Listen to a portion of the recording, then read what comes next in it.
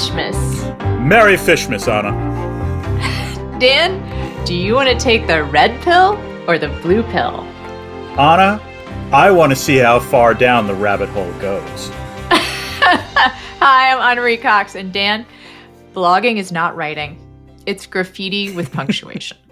Hi, I'm Daniel Dresner, and Anna, there's informed discussion on the blogosphere, okay? And in newsletters, I yes, hear. Yeah. Welcome to Space the Nation, where we look at science fiction through the lens of... The Malthusian Trap. And complementary microbiology. Today, we're launching Fishmas. And we're going to do that by... Merry Fishmas! Yes. We're talking about Contagion, which is available all over. Yeah. And in the next few weeks, we're going to be talking about other Fishburne-related movies, including The Matrix Reloaded and Predators. Did we have anything else, Dan? Fishmas is something you celebrate all year long, but... True. I mean, and just to be clear, in case you are not aware of the awesome reputation of Fishmas, that's because Anna and I have invented this holiday, and we are very, very proud of it. Anyway, we are definitely doing The Matrix Reloaded, and we're going to do Predators. We are also doing The Prophecy, and I think we have one or two others sort of up our sleeves, which we will announce, in the coming weeks, because Fishmas is at least a month-long holiday as far as we're concerned. It is a month-long, and it goes beyond what people think of as Christmas. Mm-hmm. It is something that lasts potentially all of January. Yeah. That is also because, Dan, we're a little behind. Yeah, we need to apologize to our patrons. So a lot has happened in the last few weeks. And Anna, do you want to start with what happened to you, and then we can talk about what happened to me? Sure. I had a leak in my house come up through the floorboards on Thanksgiving morning. Oh, I didn't know it was Thanksgiving morning. Oh, God, Anna, I'm sorry. There was an issue getting a plumber out, and then it was kind of the long weekend, and then it was misdiagnosed by the plumber, and then there was an issue with the city water having a misreading on it, which helped make it difficult to get a correct diagnosis. My happy ending is I have really good homeowners insurance through USAA. Uncompensated ad for USAA. Highly recommend it if anyone in your family is a veteran, you're qualified. If it's good enough for Gronk, it's good enough for me. Well, it's not good enough for Gronk. He wants USAA. Is that the theme? Oh, God. Okay. That's the whole thing about those ads. Okay. Which shows he does them with veterans who are like, sorry, Gronk, you're awesome, but you can't get this awesome insurance. Mm-hmm. So it is awesome. My claim adjuster has been great. If anyone really wants to know the entire saga of what happened, which it really took me down, we'll say, a rabbit hole, because it was a mystery and it caused me to go into lots of IRL doom scrolling. And I wrote it up in my newsletter, which is available on Substack. No clever remarks from you, Dan. Sorry. He's laughing uncontrollably. That was just an awesome segue. Yeah. Yep.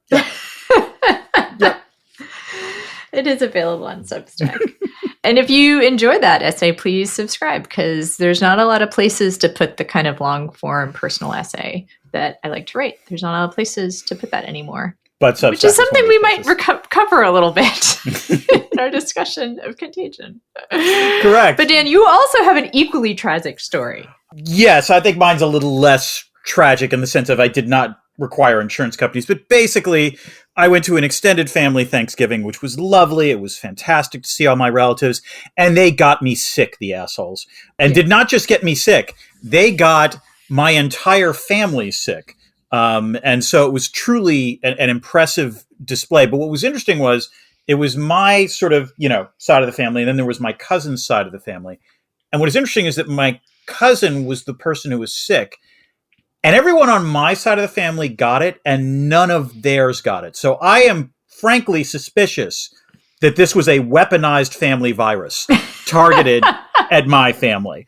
Okay. I'm not buying that this sort of naturally happened in the wild or some sort of wet turkey market or something like that. This clearly was something that was genetically engineered. And I'm going to be demanding an investigation into it. But the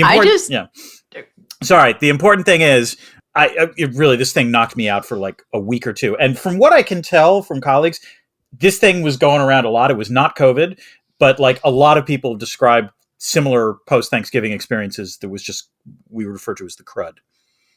Well, isn't it great that I had an emergency over Thanksgiving weekend that required me to stay indoors? Yes. So I also want to say, I just realized like how insane it sounds for me to say, if you're interested in the saga of my home repair journey. So now you're understanding why I'm laughing? Yes. Okay. Yes. But I now want to add that it got me to a place that forced me to look at mutual aid and friendship and resilience. And it's the name of the essay is Foundations. And it's sort of about the fact that I live on a slab on grade foundation, but it's also about like the things we do to create supports for ourselves in times of need. And I know that's kind of an almost too neat little metaphor, but no, that's a good metaphor. That's a damn fine metaphor, Anna, and certainly better than the other foundation we have talked about on this podcast. Oh yeah, and that's why I called the essay Foundations. Plural. Like just so people, already people are confused. Yeah. But yes, if people were mystified about going on a journey with me about home repair, it's not about home repair, or it is about home repair, but only in that like the sense of what do we call home. All right, so we're talking about Contagion. We should let people know also that they can become patrons before we continue that discussion. Yes. Despite our unreliability in providing episodes in recent weeks, we really do think you should become patrons because we've finally gotten our shit together. We're going to start releasing some extra stuff. Beyond our Fishmas episodes for the rest of this year, Anna and I are also rewatching Battlestar Galactica. We're going to be posting special episodes for patrons only. Based on that, we're about to do the Pegasus episodes, which we're looking forward to. That's just one reason among many to subscribe. Another is obviously early access to podcasts. And of course, there is access to our Discord channel, which is a phenomenal one in which we have people from all walks of life commenting on science fiction and other things. It's a nice community. It is one of the foundations. It is actually. We have a channel in the Discord called Take Care, which is a place where people have posted about their mental health journeys, let's say. And then our politics channel is now called In It Together. Well, we have a politics channel, but there's also a channel for discussing all the upsetting things that is called In It Together. And it is a wonderful community. I think it's the best reason to become a patron. And also there's the no ads, which you probably mentioned. And you No, I did not. Directly. You were right to mention that. Yes. No, I did not mention no ads. You don't get ads, and also you avoid the capitalism. You're just paying us directly for our labor. And we like that and think that you would like that. Now, Dan, why are we talking about Contagion, besides the fact that it's Fishmas? So, again, we're celebrating Fishmas, but frankly, the fact that I got sick is an indication that maybe, we're entering the winter season of colds and flus. Not to mention, really, just all you have to do is do a cursory, check of headlines.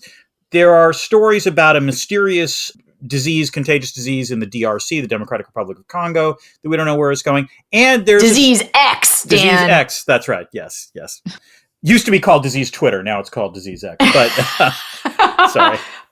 Genuinely good. Actually, I doff my cap. Thank that you. is a genuinely good joke, Dan. And also in the United States, there's H5N1, which is, in fact, the bird flu that is referenced in the film. Point is, if you think pandemics are gone because we've exited COVID, that's not the case. And this remains, I think, the best film ever made about a pandemic. I think it's just a great film. Yes. It is worth rewatching, even if you saw it in, I can't believe this, 2011. Right.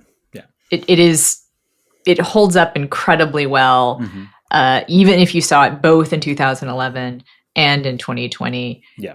It is in some ways more chilling today than it was either time. We're seamlessly segueing to will this podcast ruin it for you? And I think the answer is no. But sweet Jesus, this film is a complete bummer to me in 2024 in a way that it was not even 4 years ago. Just because there are things that happen that would have been perfectly reasonable in 2011 that I don't know if they would happen now.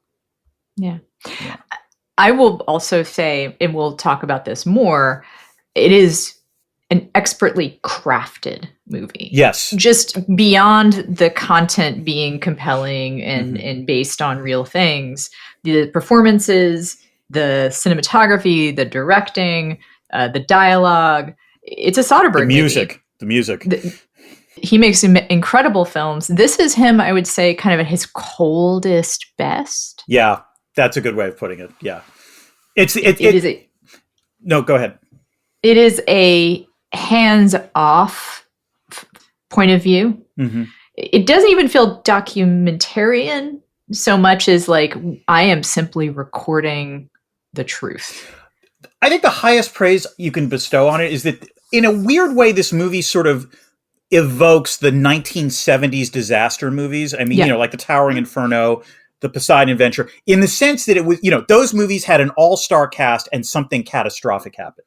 And yet this is such a different film in every way from those films. But when you look at the cast, that's what you think. But this is just much realer and much grittier.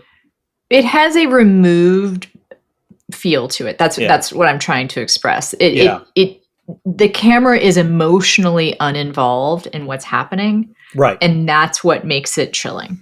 Yeah. Yeah. No, I would compare it to an Ari Aster horror movie, like Hereditary, than more than even a disaster movie. Or the way I would put it is in some ways the opposite of Soderbergh's Out of Sight, which is a remarkably warm movie despite everything that, the violence that happens in it. This is, you're right, possibly his coldest film, but also one of his best. So we get to previous experience, which we've talked about a little bit. Anna? Yeah, I think the only thing we need to add is we did an episode about it before, which I had forgotten, much as I have forgotten a lot about the early days of the pandemic. Right. We should stress that we have never talked about this movie on Space the Nation, but in the precursor to Space the Nation, which was The Churn, we did record an episode about it. I think we went through we went through this in Outbreak, if memory serves. Yep. Not as good a movie. No, not as good of a movie. And this is where my memory is failing me. Did we actually talk to Scott Burns about it? No, I don't think so. Okay. I mean, who knows? Who knows who the hell can find The Churn at this point? But yeah. So let's get to the story behind the story. I was like, yep. That was a comfortable silence that falls between friends. I was trying to wait to make sure I didn't interrupt you, Anna. Okay? I'm trying to learn. I'm putting in the work. You are. Sorry. You are. Let's get to the story behind the story, though. Anna, it's a good thing this is all just like science fantasy, right? It's baseless speculation. Yeah. No, Dan. You sweet summer child.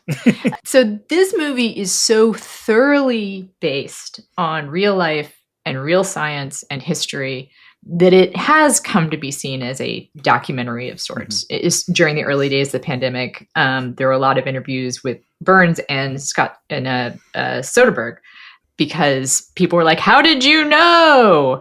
And the answer was, "Because it's obvious." Yep. This was all predicted. And in the immediate aftermath of lockdown, this went to the top 10 in Netflix most watched. And there were a lot of reassessments of it and a lot of think pieces of it. I am a fan of a video essay by Dan Olson, who I've mentioned a couple times before recently. He does the channel Folding Ideas on YouTube. It's a very personal, in fact, I think it's called This Is Not a Video Essay. And it's just a very personal reaction to the pandemic and to the movie. I will go over a few things that I think are still interesting because they aren't as discussed as the science. This is sort of weird for a movie, right? And that's the craft. And I'm just going to talk about some of the performances more than anything else. So I think Matt Damon is I don't think it. I think you'll agree. Matt Damon is the heart of the movie. Like, Yeah, he is so the emotional part of the movie. Right, as you say, it's a cold film, but he is not a cold. His performance is the warmest thing in it. And what Soderbergh said about him is, you never catch him acting. There is no vanity, no self-consciousness in his performance, as if the cameras aren't there. So it's an interesting mix of the coldness of the camera and the naturalistic performance by Matt Damon, who I think the real power of his performance is that although he is one of the most sympathetic characters and has the biggest heart, he is ruthless. In the second half of the film. Yeah, I agree. Yeah. That scene where his daughter goes out to see her boyfriend and they almost kiss and he's carrying a shotgun. I think it's a believable moment. His anger, such that his daughter might be infected with this disease. I think you could believe that he would maybe not shoot the kid, but like fire it, in the air and as a warning. Fishburne, Soderbergh brought on because he has an authority to him, Dan. Listeners, this is going to be a theme of Fishmas. I mean, one of the things we've sort of realized as we were like choosing these films is that, the man tends to be put in charge of stuff in his roles. And, with a few exceptions, which we will get to. So, yeah, not surprising. Jude Law is, of course, great. It's significant, I think, that he has been uglified with false teeth because he is so beautiful. He could never be a blogger. You're a blogger. You were a blogger on it. You liar. True facts, Dan. Yeah. No one as pretty as Jude Law would ever be a blogger. And he is also supposed to be just kind of nefarious, which I guess beautiful people are nefarious. But it does lend a kind of desperation. And I don't know how exactly to put it. Desperation is maybe not the right word. Like, no. Eagerness, like creepy crawliness, scumminess. That's the word I'm looking for. The only thing Scamminess? No, here's the way. This is one of the reasons the movie was depressing for me to watch, which was this character would thrive in 2024. That's what I kept thinking. Yeah. I think it's also significant that he is apparently trying to do an Australian accent and not a British accent. I thought it was South African. Perhaps. I found this performance listed as one of the 10 worst Australian accents ever performed in a list that I did not know existed until I was looking. Did not know was a thing that Australians would care about it, but of course, it's a thing that Australians care about. And the write-up is Alan Kermwitty was the accent of blogger Alan Kermwitty was so baffling, it took me years to realize, despite having watched Contagion roughly 45 times, he was meant to be Australian. One critic, Luke Holland, described it as an accent the likes of which is generally reserved for inter-country ashes mockery. I don't really know what that means. And I won't try to do an Australian accent. My brother and his family thank you for that. He continues, I'd describe it as worthy of official trade sanctions against the U.S. That's good. Okay. So Jennifer Eiley, I think that's how it's pronounced. I thought it was Ely, but okay. Ely plays Ali Hexall, who is, of course, the hero of the movie in many ways. And Dan, guess where Soderbergh had seen her and thought, oh, you'll be perfect. The BBC production of Pride and Prejudice? Perhaps, but the one he cited was Michael Clayton. Is he... I have no memory of Jennifer Ehle being in Michael Clayton. She was cut. But that would explain it. Okay.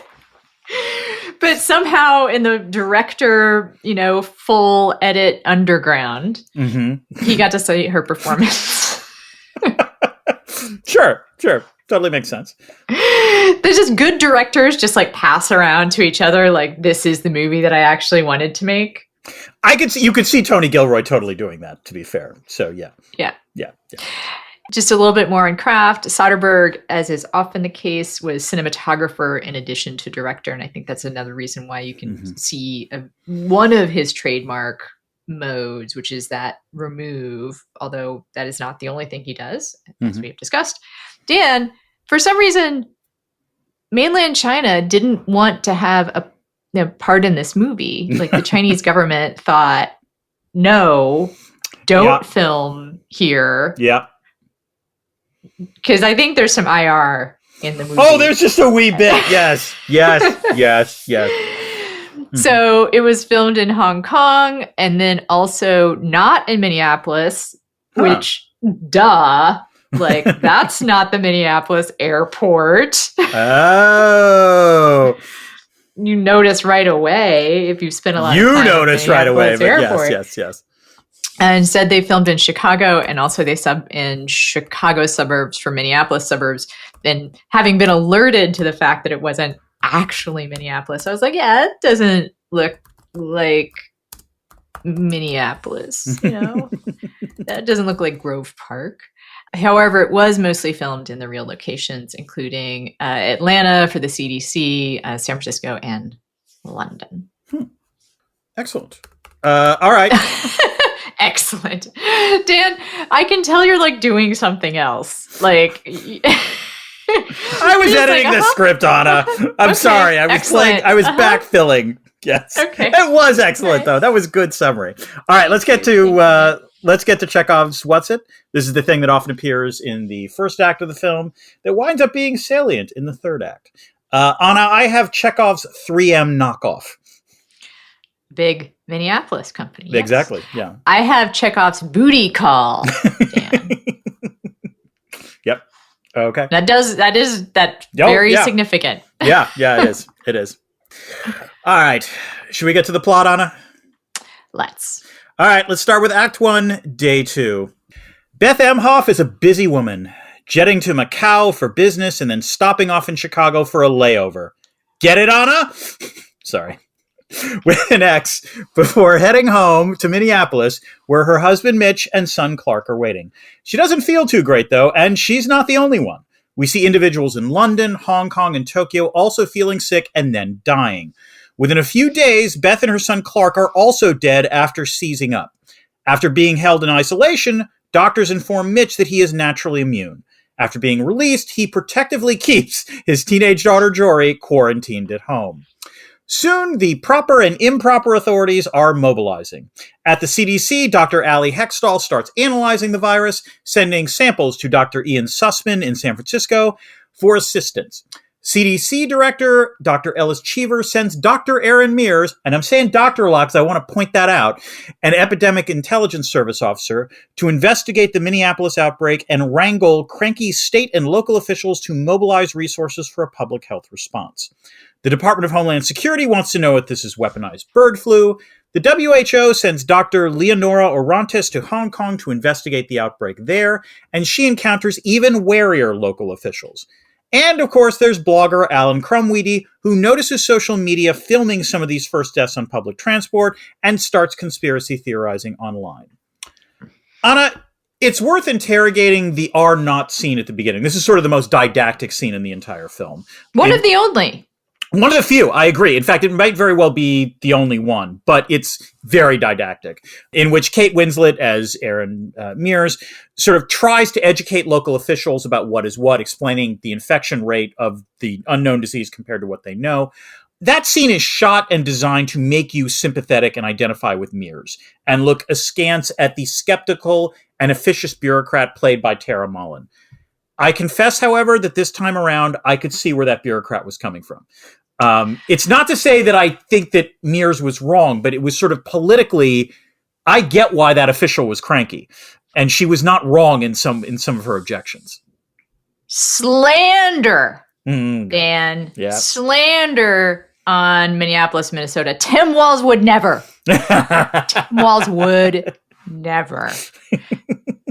And I want to point out that I was living there at the time, and Minnesota had some of the most correct protocols on pandemic enforcement, on lockdown enforcement. I want to be clear. I'm not saying that she was a denialist or a skeptic. In fact, if you listen to her, that's not what that official is trying to articulate. What that official is trying to articulate is... Yeah, go ahead. I'm saying that was an interruption of me to you, Dan. Right. But what to clarify, what I'm saying is that Tim Walz would never be like cranky about it.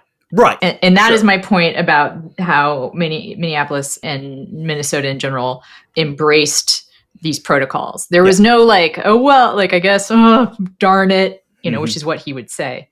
Darn it. I guess we're going to have to do this. It was much more like, we need to do this. Mm-hmm. So, okay. I'm just defending my adopted home state. No, and I actually think you're right to point out that maybe Minnesota of all places probably would have handled this. The bureaucrat would have been like, what can we do? But the point is that one of the things bureaucrats always have to worry about is things like budget and political blowback. And her concerns, while in the movie are designed to seem like you're supposed to identify with Kate Winslet as opposed to the, frankly, less attractive bureaucrat.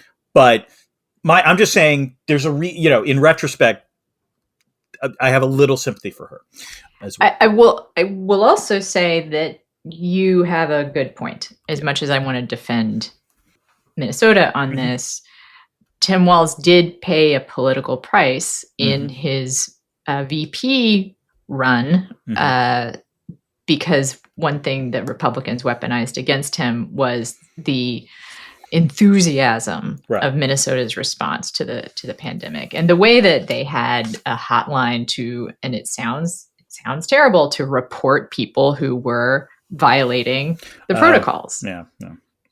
Which again, sounds like nanny state, but you know what, Dan? Like, you need a nanny, and just one of the reasons I think that this is, I realize like why they have it set in Minneapolis. Number one, it's a huge airport. And number two, I think that you need it to be very cold, because this is one of the reasons why the response was so good, was when it's that cold, you have a lot of people huddling in small spaces and breathing each other's air. Right. All right, let's get to Act 2, Things Fall Apart. The virus, now labeled MEV1, spreads and evolves faster than authorities can analyze it, in part because they can't find a media to grow the virus. Worried about a lab leak, Dr. Cheever orders Dr. Sussman to shut down his research because he's only at a BSL 3 level lab. Sussman defies those orders and succeeds in identifying a viable cell culture.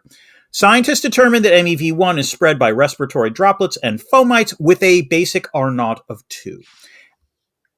That's not good. As the virus continues to spread, each of our characters handles it. Do you want to explain what an R0 is for our surely intelligent audience, but who may have forgotten in the blur that is the pandemic? Yes, for those of you who have tried to memory wipe any time from the pandemic or this film, the R0 is basically how many people someone who is infected with this virus will then go on to infect. So I think like the common flu, the R0 is 1. I think the example in the movie, I could be forgetting this, was smallpox, and the R0 for that was like 4 or 5.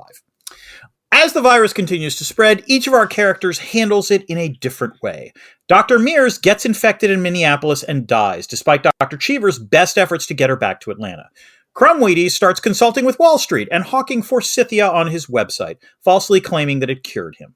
Dr. Orantes identifies Beth Emhoff as the index patient, but is then kidnapped by her translator Sun Feng and brought back to his Chinese village as a bargaining chip to ensure that that village gets to the front of the line once a cure is produced.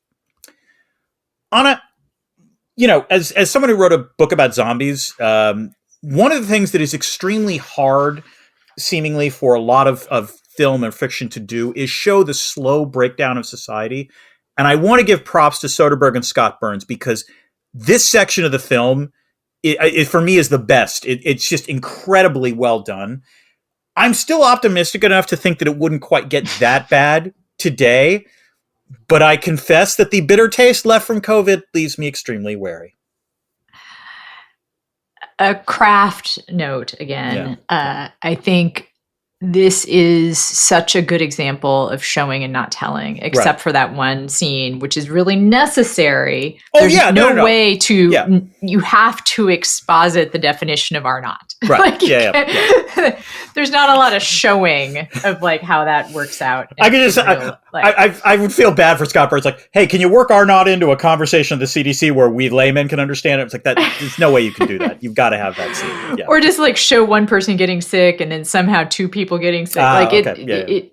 It is a situation for telling and not showing. But I think the real strength there's a lot of strengths, but a strength of this movie is the discrete scenes throughout that show the breakdown. Yeah. We don't get people telling each other, oh gosh, there was a riot at the store. Right. We see. In fact, we really only see the aftermath of a lot of the ransacking of the stores. You're right. I think there's a scene in the grocery store where it's somewhat early on where the sick woman asks for help. Yeah. There's but there is also the drugstore scene. That's the one where like they cap the number of forsythia doses and then they start rioting. Yeah, I agree. I guess I would say like the things that really get to you though are aftermath shots. Yeah. Where, Jude Law's character wandering through the streets of San Francisco and in his like kind of hacked biosuit, it looks like. And the empty scenes, the empty classrooms, the empty stores and whatnot. Yeah. Actually, I think for me, the most chilling scene on that level is not actually even something you see. It's something you hear. It's when you see Mitch and his daughter back at home after a failed attempt to get groceries, and you suddenly hear shotgun shots resonating in the background. So, yeah. Yeah. Speaking of Damon.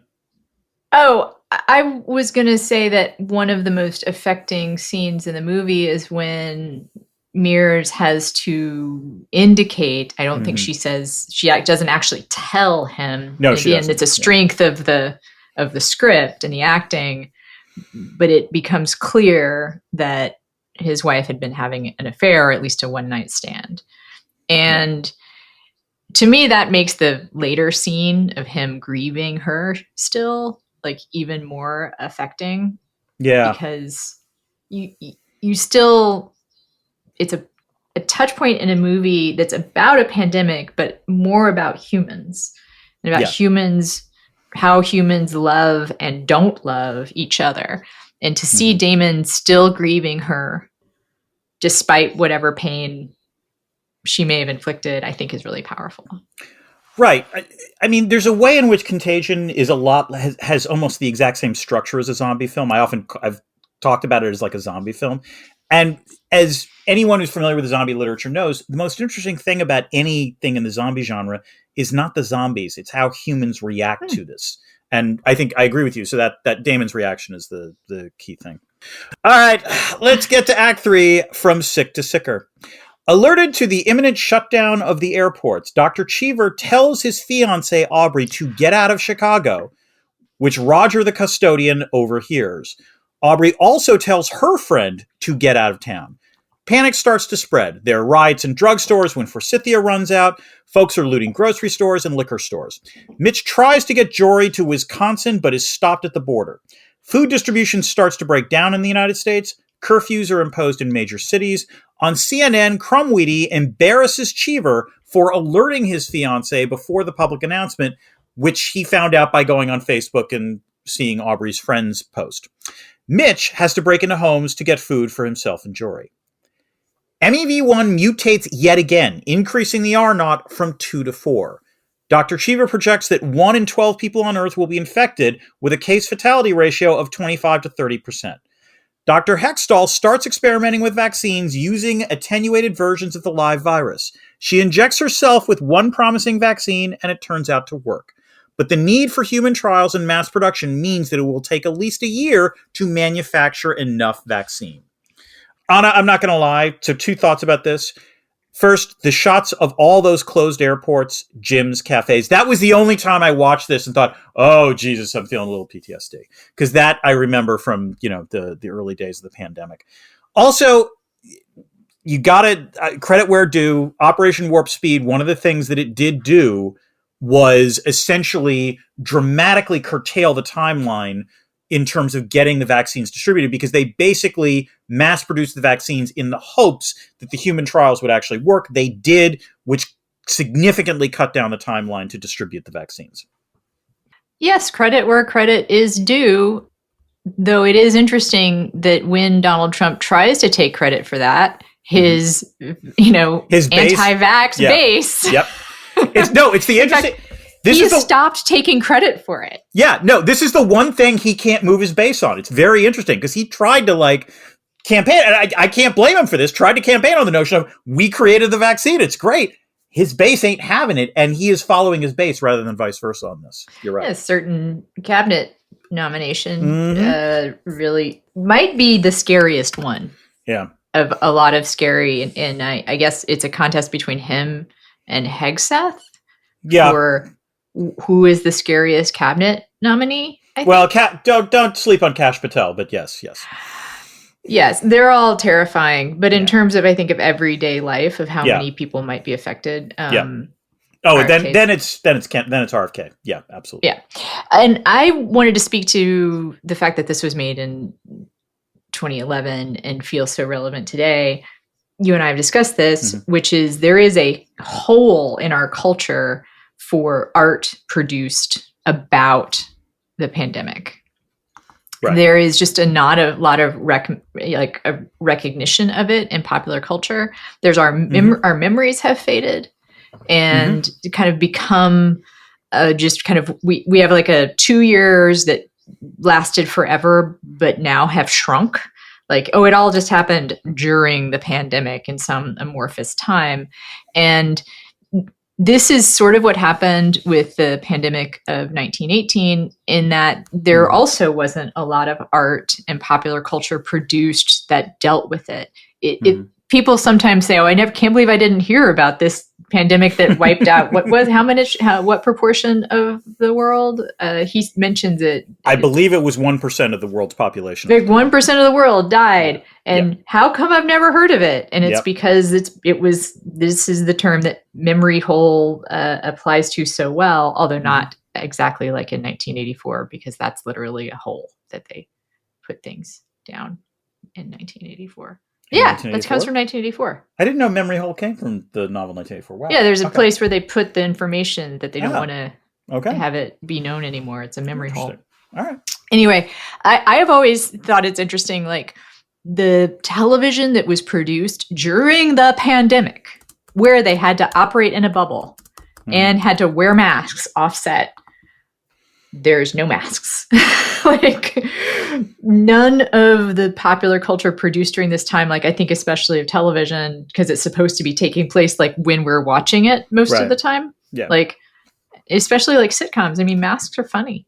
Like I think to be fair, some shows did like either nod to it, like Blackish, for example. I remember watching that and it sort of had like a half season.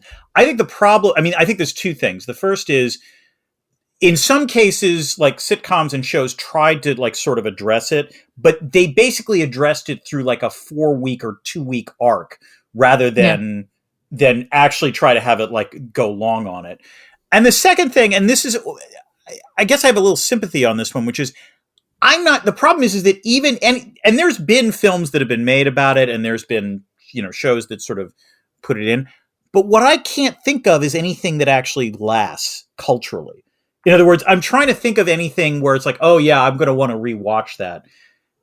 And really, I'd much rather watch Contagion again because it's better than almost all of that stuff.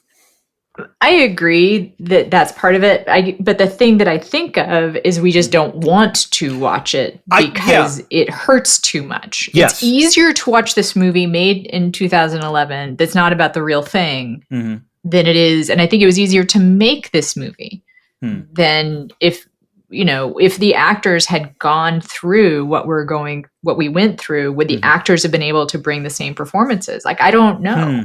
Like, I mean, they're all great actors, but the context would have been different. And it, I think, might have affected the movie in a negative way. I honestly will be curious if maybe like 5 years from now or something, like once we've had at least some distance, whether someone will actually be able to make another great pandemic movie, or a great pandemic movie grounded in COVID-19. In other words, not a fake pandemic movie, but in other words, one based on what actually people went through. I agree with you.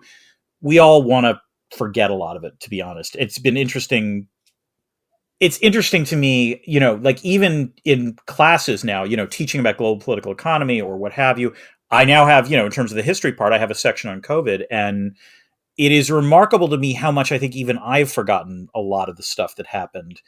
And the students I think it's weird for them to think about it as history. All right, let's go to Act 4. Sort of a happy ending.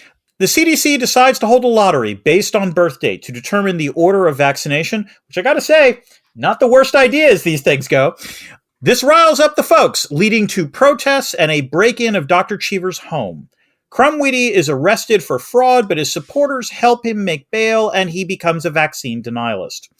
Dr. Cheever gives his vaccine to Roger's kid. Dr. Orontes develops affection for the children in her Chinese village. She is released in return for the WHO providing 100 vaccines, but when her colleague tells her the Chinese government ordered placebos instead, she bolts to warn the villagers. Jory is bummed because she'll have to wait 144 days until she's vaccinated. Mitch, proving that good dads are good, lets her newly vaccinated boy toy come over in a tuxedo so they can have their own personal prom. And the movie ends with a flashback to day one, in which we see Beth Emhoff meeting the chef that wound up slaughtering the pig that had the original virus. All right, Anna, you talked a lot about the various performances in this film. I do, thinking about them, I agree with you. Jennifer Ely I love her face when Cheever sort of tells her, take the victory lap. And she it's the one time she seems legitimately pleased that she developed the vaccine. And it's just a small little grace note. Kate Winslet does sick well. She's really good. It was, disturbing to see her regress. The daughter the actress who played Jory, Mitch's daughter, I've forgotten about her. And I was sort of, I was moved this time by kind of her performance and her thinking that she has to be close to her father. So they're all good. But let's get to the more important part, which is this film raises all sorts of interesting ethical questions. There is obviously the questions about, let's say, the Chinese village, or the Chinese interpreter who takes Dr. Orontes hostage. What do we think of that?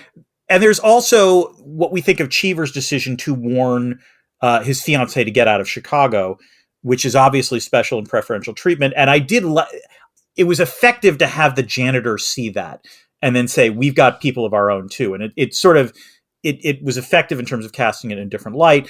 And we all recognize, I think in the film makes it clear, Cheever's probably going to, face a downfall later.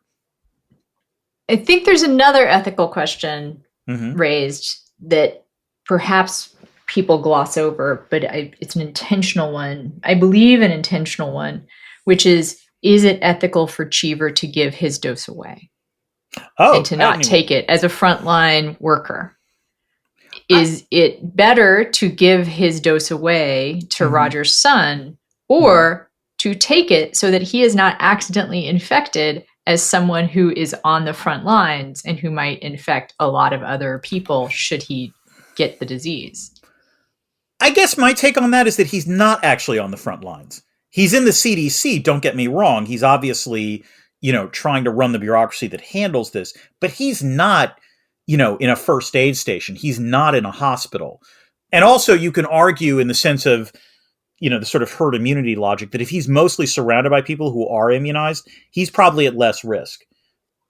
I guess it does raise a question, though, of when is it ethical to give your dose away? Yeah. Right. Yeah. No, that's true. Maybe not for him, but for if you have the idea that it is a selfless thing to have to be like, oh no, I'm at the front of the line, but I want to give it away to you. Because if every first line worker was like, no, I'm going to give my dose to my family. I'm going to give it to my, mother-in-law or whatever. Is that the correct thing to do, to be selfless in that way? Well, in some ways, this is, I don't want to say this is a flaw in the film exactly, but as good as this film is, there are things that it doesn't address. And one of the things it doesn't address is who is particularly vulnerable to the MEV1 virus. In other words, another way that you might deal with the dispensation of vaccines is you'd want to take at-risk populations and vaccinate them first. That conversation doesn't exist in this film. And I can't say as I blame it. But that's one of the things we've learned from the pandemic is that, from the COVID pandemic is different infections are going to hit different populations more acutely. If this had hit children more seriously, then it would have been a very different film, I would argue. Yeah. And Soderbergh was right not to do that. I have to admit here that me bringing up Cheever's decision to give away his dose is not completely my question. I read some essays by doctors and bioethicists about the movie where there are questions that they raise, like that one. And the one, I read one essay that took issue with him giving his dose away. I guess it didn't find because he works at the CDC, he's not that exposed. Because also he does put on the bracelet saying he's been vaccinated. That's a fair point. That actually, I did notice that, and I was like, wait a minute, I'm not, And I think the other thing that the movie, and again, this is a great showing, not telling thing in the movie, is that it becomes very clear that only if you're vaccinated are you allowed to do things like go into shopping malls or go, like we see Mitch being scanned in order for him to get the prom dress. This movie is not that long. This movie jumps along very quickly. It does not drag. But in some ways, one of the issues it has is by doing that, it doesn't really, it works through the logistics of the first half of the film of like, how is this thing going to spread? It kind of glosses over some stuff at the end of like, well, how does society come back? Yeah. And I just think we could trust Cheever to not exploit his vaccine badge. Like he doesn't go shopping and stuff. Yeah. Although then his fiance might have questions about why can't we go out to dinner? Like we've both been vaccinated. And he has to say, oh no, honey, I just feel like eating at home again tonight. I think the better question would be, when would he have gotten vaccinated? In other words, at some point, he really does need to get the vaccination. And you wonder how that would have played out. So he'd probably just like steal a dose, but then is that ethical? That's a problem. Yeah.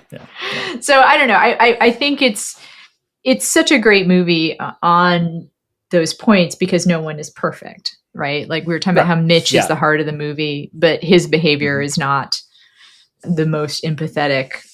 We're empathetic with him, but he is ruthless. Oh yeah, no, he's not just good dad. He is maybe overprotective dad at times. Did you sympathize with that though, Dan? I totally sympathized with him. I'm not going to lie. As I was watching that film, I was watching that scene. I was like, yeah, maybe I need a shotgun. I got to think about that. Okay, that leads us to a question that I have for you. Oh, please, Anna, ask away. Yeah. Is there IR in this movie? There are shotguns, but is there policy? Anna, I just want to make sure that no one knows the answer to this until everybody knows the answer to this question. And this is going to surprise you. There's not actually a ton of IR in this film, I'm going to argue. There's some. It expertly demonstrates how globalization facilitates pandemics. Hardly unique to the century. Part of the reason the Black Death is as pervasive as it is on the Eurasian continent is because the Mongols basically create a unified system of government there. The European conquering of the Americas leads to the Columbian, exchange, which leads to something like 90% of the indigenous populations here dying out from disease. World War I facilitates the influenza pandemic in no small part due to a lack of information. In this case, in the 21st century, it's the ability of anyone on the planet to get anywhere else on the planet within less than 24 or 48 hours. And that is a perfect way to ensure spread of the disease. And the first 10 minutes of this film really gets at that. So that part the film nails. There is some discussion of how different countries are going to handle the pandemics. China versus the United States. It is unsurprising that Chinese officials they would say I would have a totally predictable reaction based on, the film exists post-SARS, and so they're very, gun-shy about this. Indeed, the only depressing thing about watching this film was you can tell it's a period piece at this point made in 2011, because if this happened now, Hong Kong is not independent enough to get away with having its own response to this or even inviting WHO officials in. And so that's the sort of depressing aspect of that. In terms of the U.S. handling the pandemic, the idea that there would be, conspiracy theorists, that there would be, haphazard U.S. response, unsurprising.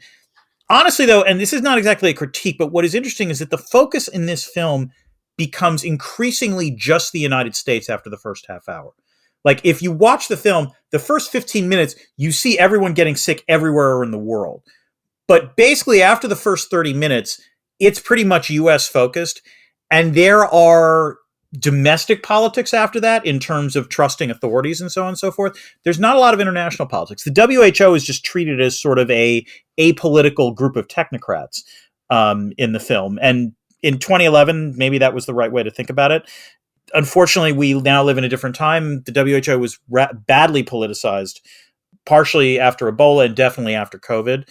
So in that sense, it's sort of more a mosquito trapped in amber in terms of studying that part of it. Yeah. That leads us to some other things that I want to talk about, Dan, but I'm not sure how to raise them. Well, you know what? I could ask you a question, Anna. How about that?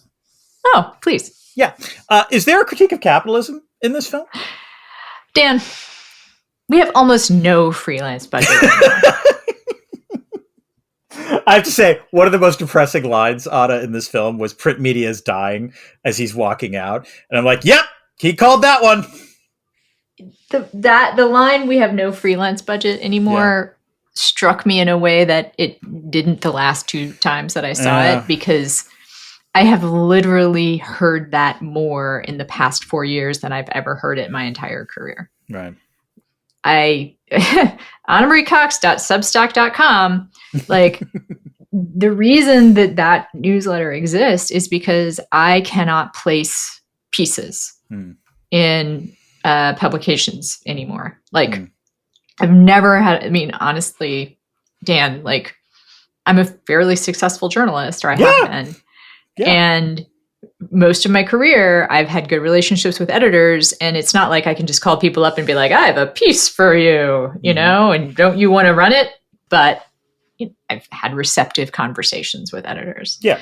And now editors, it's not like they're not accepting my pitches. It's like they just literally can't take them. I'm not saying that Jude Law Kermwoody should have been allowed to freelance for the San Francisco Chronicle, to be clear. Yep. But this movie, in some ways, predicts the failure of journalism and the ways in which the destruction of the media industry is part of that failure of systems that creates a pandemic.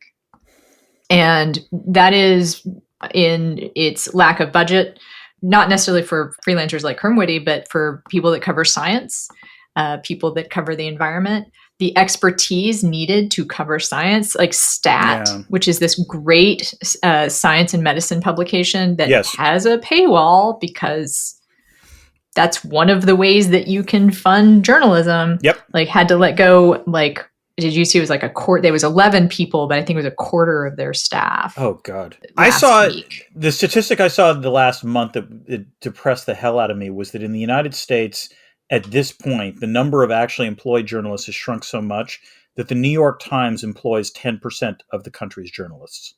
Yeah, there's tens of thousands of people that have lost their jobs. Yeah. And I wouldn't be able to support myself today if I wasn't also teaching a writing workshop in addition to doing freelance work. And hey, I'm teaching it this winter of 2025 if people are interested, AnnaMarieCox.com. It's true. Like, we've had to develop alternate income streams. I cannot live as a freelance journalist anymore. Yeah. So that's just my complaint. But also that does have a part in how things could be worse next time, because there are fewer science journalists working. The lack of scientific information is just in itself, like, New York Times has to have people who don't cover science report on pandemics. It's not that mistakes are made. It's just that there's a lack of, like, nuance and understanding. I'd also say that the lack of science reporting on things like climate change means that the only kind of, oh no, climate change coverage you get is the weather is changing and things related to weather disasters. Climate change also plays a part in pandemics, which people may remember from the coverage of COVID and is also in this movie. But deforestation is one of the reasons why pandemics develop and move so fast. And the last thing, again, that this movie, is prescient about is that there will be people who fill that vacuum of expertise. There are always people. The problem is not just who fill the vacuum of lack of expertise. the problem isn't just, as you say, the paucity of good science journalism. The problem is also the mushrooming of crap science journalism, or bad, just various conspiracy theories that are going to develop the next time a pandemic emerges. Yeah, people are hungry for information, and also it's people are hungry information, and there's a distrust of the way that science works. I remember this during COVID, when there would be reporting on possibilities of different, vaccines and different theories, and then that information would change because the science had changed, and people were like, oh, what you said last week, I guess that isn't true anymore, so you must be making this all up. So I want to walk a fine line here, because part of the problem is, to be fair, there were a lot of things said by scientific authorities during the pandemic that wound up being wrong, or in some cases that wound up being wildly exaggerated. Now, in some cases, this was because scientists were moving down the learning curve and thought COVID was one thing and realized it was something else. In other cases, though, it was, so for example, Anthony Fauci saying that masks weren't necessary in March and April. He didn't say that because he didn't think masks weren't necessary. He said that because we had a scarcity of masks in the United States, and he wanted public health professionals to get top priority for them. Now, that might have been justifiable in the moment, but nonetheless, it led to a reversal, it forced him to reverse course later. Or, concerns about, let's say, school closings as the pandemic wore on. It turns out that probably in retrospect, the schools probably could have been kept open and there wouldn't have been much of a risk of more pandemic spread, in no small part because kids were much more resistant to COVID than adults. But that said, it still calls on the teachers to have to do this stuff, and that was one of the reasons why it doesn't happen. I think that's a learning curve issue, though. It was something that scientists were beginning to see as far as children being more resistant, but it was a thing that they learned that children were more resistant. I hate to say that this is something I sort of wrote in the zombie book, which played out perfectly in COVID, which is that there's two contrary trends when there's a crisis like this one, which is there's a tendency to rally around the flag in the immediate aftermath of the crisis. Mm-hmm. And we certainly saw that, even in the Trump administration, you saw people listening to public health authorities. You saw people banging pots and pans in praise of the public health workers. Trust is always going to be at its highest at the very early stages of a pandemic. That is also the stage at which the actual authorities are going to screw up the most because they don't know what they're dealing with. And the cruel paradox of this is that over time, usually experts will get much better at figuring out what is going on. But by the time they actually have the information where you want them to speak authoritatively, that is also when trust in them has eroded badly.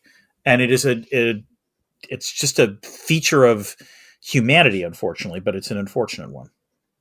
I would encourage people to check out something that I wrote about some of this, which is my piece on national trauma. Which in the New Republic. In the New Republic, which was last year. It won an Albie that I awarded for best writing in political economy, if memory serves. Oh, yes. Thank you, Dan. No, that was a great piece. That you awarded. Thank you. I want to thank all the little people who helped make that possible. But it was a year ago, and it was about the lasting harm done by the pandemic. Yeah. And one of those things was frontline workers who suffered so much. And I think it's not pushback, but a note. I think that our sympathy for frontline workers endured. There was less enthusiastic. The pots and pans thing, because it's exhausting to go out and bang your pots and pans at 5:00 every night. Mm-hmm. But I don't think that was ever lost. Mm-hmm. However, I think people don't have quite the understanding of the depth of the trauma experienced by those frontline workers. Yeah. And how it is continuing to resonate also with teachers. I mean, another form of frontline workers. Teachers are quitting at rates that they have not before, as are nurses and doctors. So I guess that's kind of not even a good news, bad news. That's just bad news. Mm-hmm. I will point out, as far as capitalism goes, in this movie, there's some nice touches of how we resist capitalism And one of those is Sussman gives away Mhm. his discovery. Yeah. And also Hexal, obviously, does the experiment on herself, which is not really capitalism, but like it's a selfless act. Right. Right. By the way, I loved her scene with her father right after. Oh, yeah. You talked about how this is a cold film. That is not a cold scene. That's an extremely warm one. Yes, it's a warm scene, but I think that what I'm kind of referring to is also the camera is like recording. Yes, like it's not absolutely. that the movie is without warmth or without a human character. It's that the way that it's filmed and the approach that Soderbergh takes is that of, I am just telling you, I'm just showing you. I am it's not clinical. giving you. Yeah. Clinical. Thank you. Yeah. All right. Well, last thing. Yes, you should shut down the malls during Christmas shopping season when there's a pandemic. That's you dumb fucks. There we go. I was waiting for you to say it. All right. Now we get to the Fishmas specific sections. Much like Festivus, much like other holidays, we celebrate certain traditions when it comes to Fishmas. And so, Anna, we each have come up with one sort of thing we need to talk about. Anna, why don't you go? Well, I've come up with two, Dan. But we are going to look at Fishmas through the lens of fish. Through the lens. Okay, wait. Hold on. Well, Dan, I've actually come up with two things to, I don't know how to say. Like, I don't know if these are traditions. I guess what I'm struggling with, Dan, is these are not traditions. These are just specific, what are they? Fishmas specific considerations. Okay. Sure. That's what you have up there is Fishmas specific section. So, all right. So let's talk about, we have some Fishmas specific considerations when we're talking about these movies. Go ahead. All right. So first question, on a scale of The Matrix, in which Fishburne is good, but you didn't need him, to The Colony, which is horrible, and yet Fishburne is great in it. How much or how little does this film need Fishburne to be watchable? I would say it is a Matrix. It's a zero. I mean, he's an important part of it. Of course. But I think that's not what we're saying in this question. Yeah. It's not No, it's not. Is he good? Fishburne is going to be good in pretty much everything we're going to be talking about. Let's just be clear about that. But no, you could have slotted in another actor in his role. The movie is still outstanding. Yes. Yeah. That's fair. Okay. Next one. On a scale of take the red pill and see how far the rabbit hole goes to it's not a problem until it's a problem, The Colony. We didn't even remember. I had to look that up because I couldn't tell you a single line for The Colony. Yes, I completely forgot it. How good or are there any good catchphrases in this film? Don't think there's any good catchphrases, Dan. Like, I think that is a great thing about Fishburne. He can really sell a catchphrase when he needs to. This is just not a movie that lends itself to catchphrases. I'm sorry. I'm thinking now of my favorite catchphrase, which isn't even a catchphrase. It's just Fishburne saying, "We're leaving."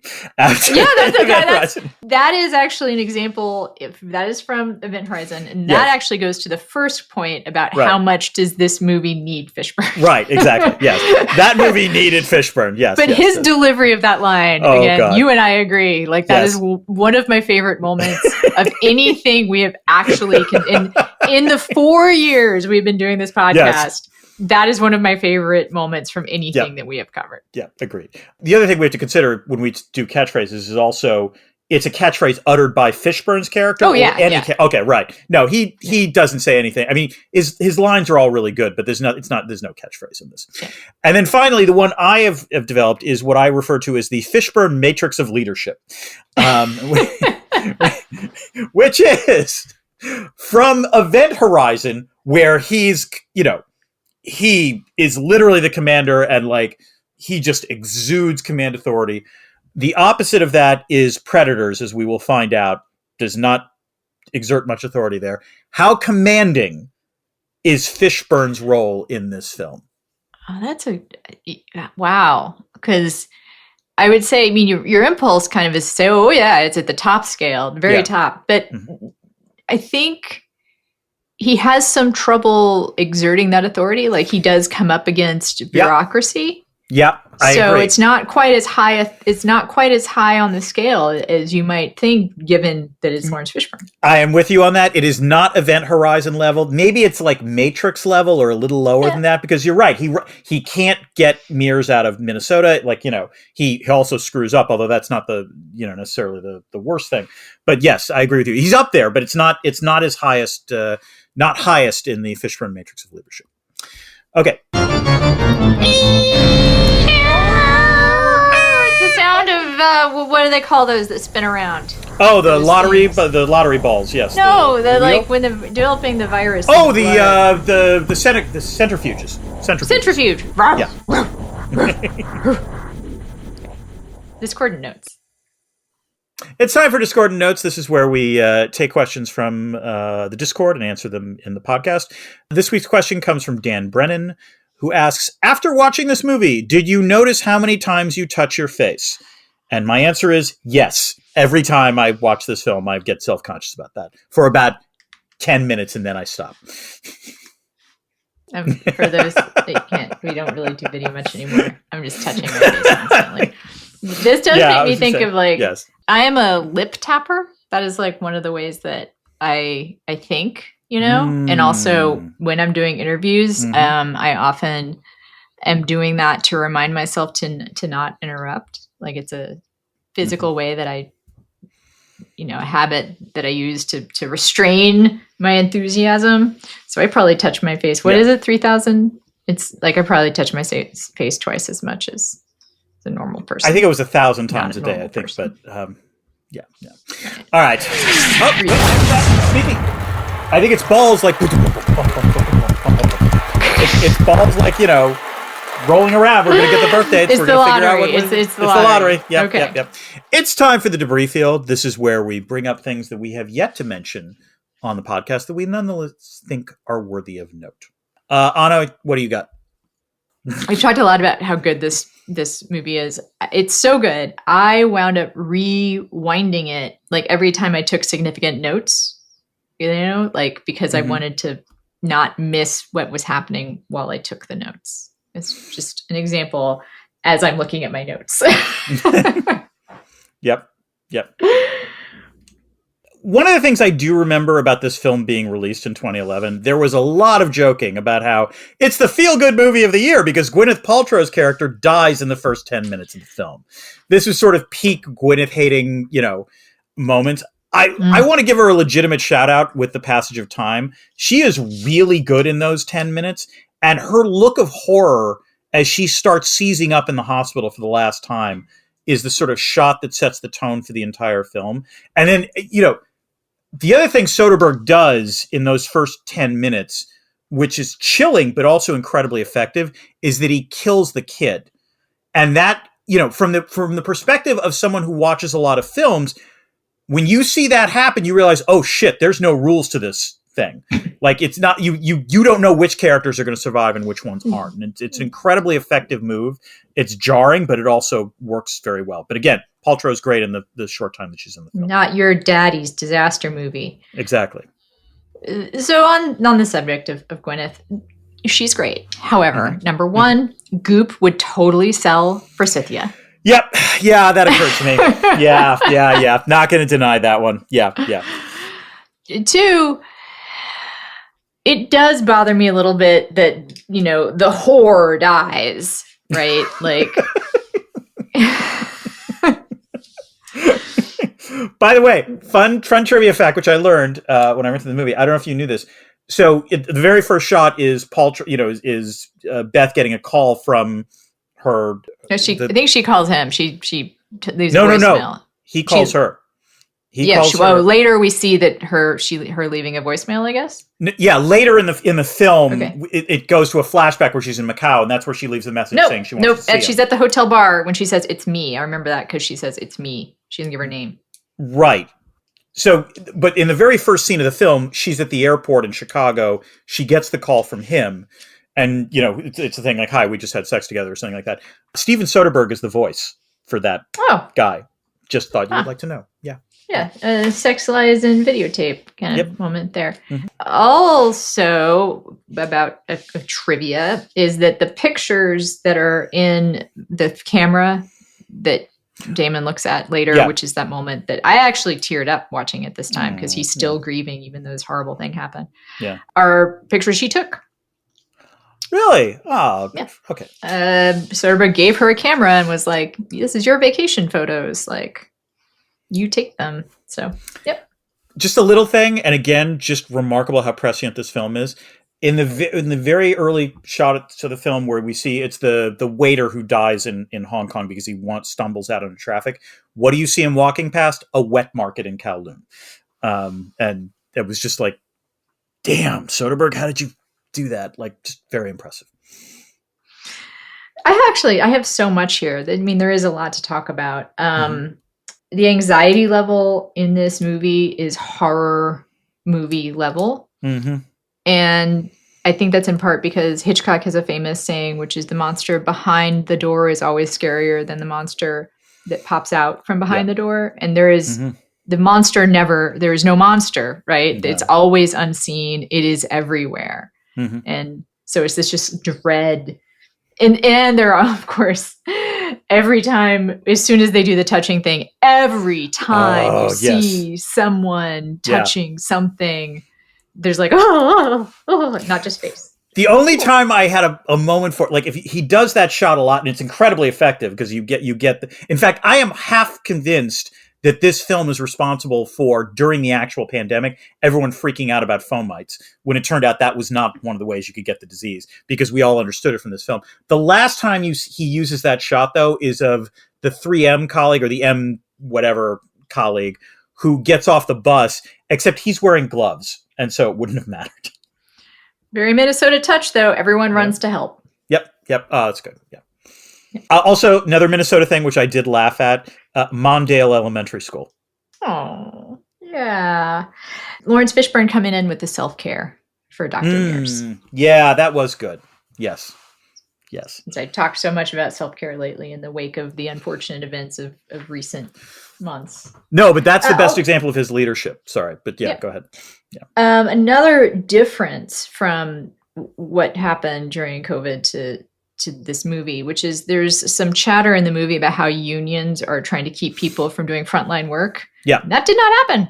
No. Just didn't happen. Again, the teachers, that's where I'm going to, the teachers unions. But like the nurses are mentioned. You're absolutely right. The nurses and the doctors, no, they were out there the whole time. Yes, I agree. Yeah, that's fair. Well, the teachers also kind of had a point during, because they were the ones, and that's the pushback to schools, whether schools should have been open. It's okay. Kids were somewhat, resistant to the virus, but teachers, they were frontline workers. But I'm just saying that you said no union involvement. That is where the unions did play a large role. No, I'm just saying, like, when we were trying to go back to the point about, like, maybe we should have kept schools open. Oh, yeah. One thing in this movie made me exceptionally angry, and I'd forgotten about this, which is when Crumwitty, trying to discredit the vaccine, suggests that it might cause autism. Oh. I had forgotten about that, and as the father of 2 autistic kids, it just, like, that's a triggering thing for me. And anyone, even president-elects, suggesting that maybe vaccines cause autism, just fuck all of you. I'm sorry. I'm just, no. I want to elaborate on that a little bit, because I think there's an aspect to that conspiracy theory that not everyone thinks through to, which is one of the reasons why that's such a disgusting thing to say, is not just that it's not true, but it sets up autism to be a thing worse than death, like literally worse than death, that you would rather not have your kid get autism than potentially die of whooping cough. Like, I don't know. I think that people mostly think of it, it's a conspiracy theory, and the reason it's bad is that kids get sick. No, it's because it implies that autism is the worst thing imaginable. Literally a fate worse than death. Yeah. I don't know if you can drive from Chicago to Atlanta without stopping. That that's fair. Yeah. It's a longish drive. So don't know about that. Also, shots that I thought were funny, and I don't know if they actually happened, but they were funny to me and probably true, is all those shots of people watching TV in boardrooms and thinking about the stock market. Like that I thought was like a nice little indictment of capitalism, but a show and not tell. One of the shots that I think I missed the first couple times I watched it that I noticed this time is when you see the riot in the drugstore because they've run out of Forsythia. I'd forgotten, or I did not notice that you see the San Francisco Chronicle editor waiting in line for it. Yeah. And so, later when she shows up begging for Forsythia, it's a very sad scene. I also think that this is where I'm going to think, this is me being optimistic. There's a subsequent shot of Crumweedy going to her place and seeing that she's died. And I always like to think that maybe he was bringing Forsythia to her at that point, even though it doesn't work. Okay. Yeah. How nice for you. Yeah, I know. Just to continue on what is his name again? I wanted to call him Dimwitty, but that's not it. Crumweedy. Yeah. It's a great name. He would be a podcaster and not a blogger. Yeah. Today. Yeah. And also Twitter would be a part of the story, and everything would be worse. Everything would be worse. I hadn't even thought about that until watching this movie, which is that if another pandemic happens and like if Twitter's still around, which now it might a little bit of an open question, but the president's on Twitter. Like, it's just imagine the speed with which information could fly. Well, first of all, we should remember Twitter existed. One of the things that struck me watching, right, but it wasn't quite the same thing. Yeah, but I will say one way in which this movie doesn't feel dated is that one of the interesting things is when you see the first like people convulsing or what have you, the use of camera phones, and the posting to social media. So that you could argue that this was post-social media in terms of when this is set. And in that sense, I don't know. I mean, things would change, obviously, but that part made it feel more contemporary. I've actually, I think, only got one more thing, which is just the things in the film that wound up, kind of coming to life or echoing what happens in the pandemic. The idea that body bags from Canada were limited. Because the Canadians wanted to wait and see. It was hard to get PPE or other things, that all trade in that shut down during the early stages of the pandemic, as well as Chinese rumors about the French and the Americans having a cure. Yeah. Like, just the rumors about how this was all going to play out also certainly tracks. All right. I'm just going to boom what I have left. That was not for dramatic effect. I really had to cough, but that brings me to one of the things I was thinking of is when there is a food riot scene where the army's handing out MREs and there's a violence. And I was thinking actually in this situation, you wouldn't need a shotgun. You wouldn't need violence. Just cough on people. That's enough of a threat. Yeah. At one point, Laurence Fishburne says that the CDC is exploring Forsythia. Yeah. And he uses the word homeopathy. Mm-hmm. They might be exploring Forsythia, but there is no way in hell that someone who's from the CDC would be like, yeah, we're looking at homeopathic cures. Because homeopathy is whatever it's not just home remedies. It's this whole thing that is bullshit. It's when you take trace amounts of something, if you take a trace enough amount, it'll cure you. Yeah. Anyway, the line "bad time to be a rhesus monkey" made me laugh. There's not a lot of laugh lines. People probably think Mitch is a real asshole for not wearing a mask when he's going around during that's the an pandemic. Interesting point. Yeah. Matt Damon is so good. How are people getting haircuts? That's legit. Just legit a question. Point. Yeah, no, legit point. I remember that during the pandemic too. It was always do I risk my life? But God, my hair, I got to do something. Yes, I forgot about that. Yeah. Yeah, my hair got really long. And then something that two more things. Something that came up. What was the we did Butler Vember. What was the almost good movie of his? Greenland. Greenland.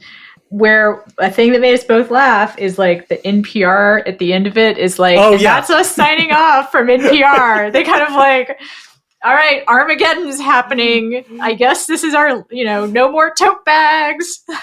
No. It was all the calm things. Like, turns out we have 12 hours left in the entire world. Like, I remember that. Yes, in our imagination, NPR voice, it was like, in NPR voice, Yeah. and also saying like, or actually, it would be like, we have all the tote bags you might need for your bug out needs. Yep.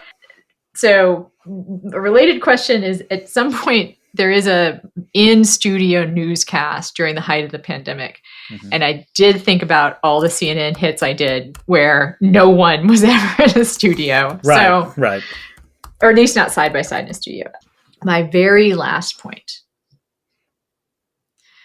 The movie that this movie reminds me of the most is Civil War. Oh, which is from Anna, high praise. It reminds me of it.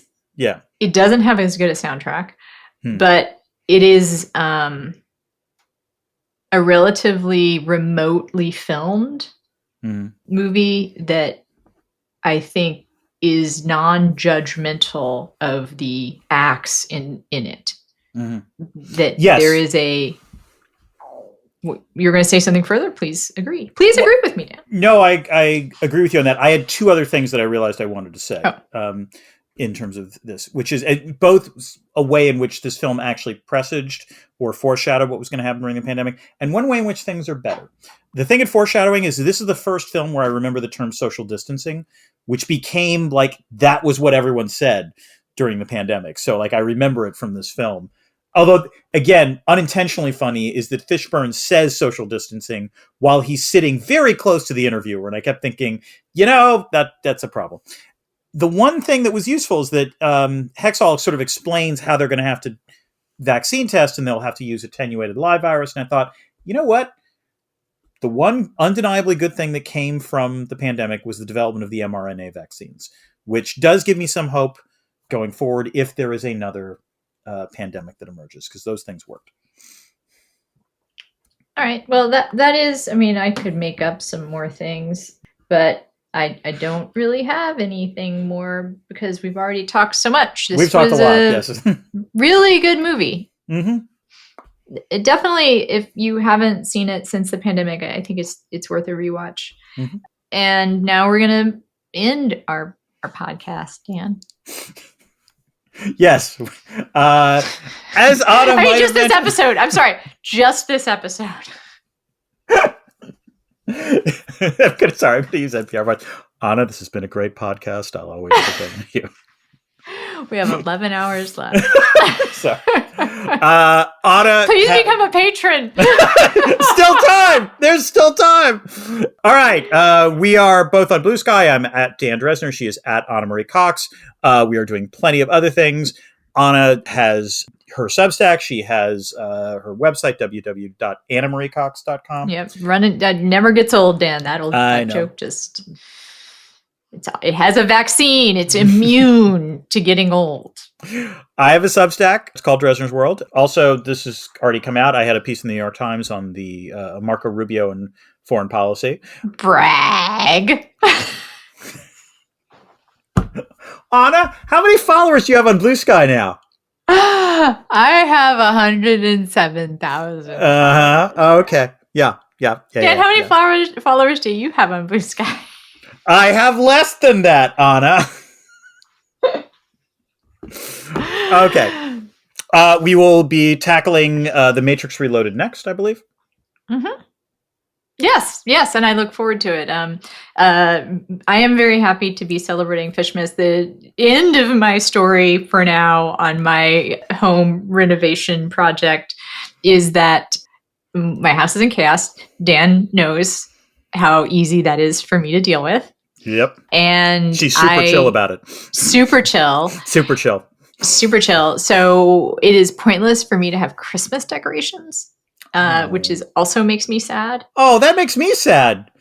Yeah. And the work is not going to be done till we're after Christmas. I'm sorry, Anna. That actually, that's awful. I'm sorry. It is. So, Fishmas, celebrating Fishmas is especially emotionally important to me right now. And Dan, before we go, I have to tell you something. I have to tell you a quick story. I know that but for people who have hung on this long, Mm-hmm. I had a dream the other night that we were getting married. What? Yes. Now, I think you can tell Erica this story because you are my work wife. You're the closest thing I have to a work wife.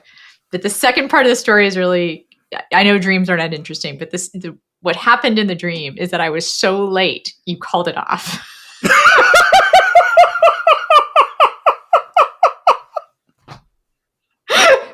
Oh my God! I can't believe you didn't tell me that until now. That is priceless. I will tell Erica this.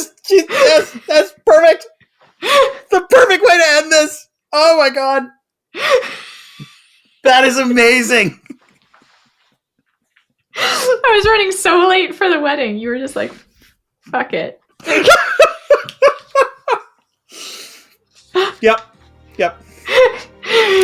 Checks out. Fair. Checks out. That tracks. Yep. Yeah. All right. So, until then. Keep this channel open for more.